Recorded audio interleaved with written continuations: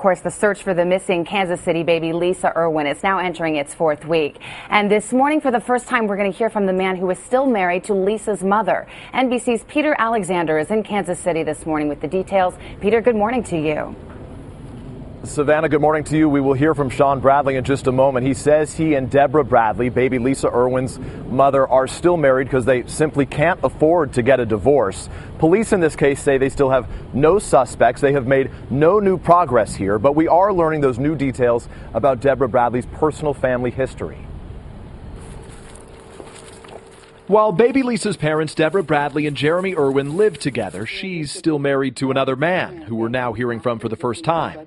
Sean Bradley, who has a 5-year-old son with his estranged wife, Deborah, and didn't want to go on camera, tells NBC News she has always been a good mom. As for the investigation surrounding his wife's new family, Bradley says, "I'm still confused by what's going on. This is craziness to me." Bradley, an Army reservist who says he's been interviewed by the FBI, says he hasn't spoken to Deborah or seen their son in 2 years. "I'm concerned about him and want to make sure he's safe," Bradley says. "I miss him and would love to have him back." This weekend, the Irwin family invited NBC News inside their vacant home. Even after investigators finished their exhaustive search, experts say there are signs that it was a home where the children, including baby Lisa, were cared for and loved. This is important on the wall. You see the handprint and the footprint of baby Lisa. They're very proud of their child, and they're proud of this kind of baby-like Picasso almost that goes on the wall. This all suggests a family unit here that cares about this little girl. While police say they have no solid leads in this case, the Irwin family is hopeful that investigators will continue their search, checking out places like these woods, just 3 miles away from the family home and only a short distance away from that intersection, where a witness says he saw a man carrying a baby just after 4 a.m.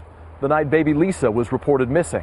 Deborah and Jeremy are still coping with their daughter's disappearance and growing public scrutiny. Their local lawyer spoke out on their behalf Monday. It's very painful to have people not like you, to think that you've done something terrible. And so that is painful, sure. Deborah is no stranger to grief. Relatives say her mother died in her sleep when Deborah was just 15. They say Deborah always dreamed of having a daughter, and when her baby girl was born, Deborah named her after her own mother, Lisa. Deborah Bradley and Jeremy Irwin have not spoken publicly in 9 days since NBC News interviewed them, but when approached by reporters yesterday who asked why they have not spoken to media, they said, Savannah, because we're grieving. All right, Peter Alexander in Kansas City again this morning. Thank you.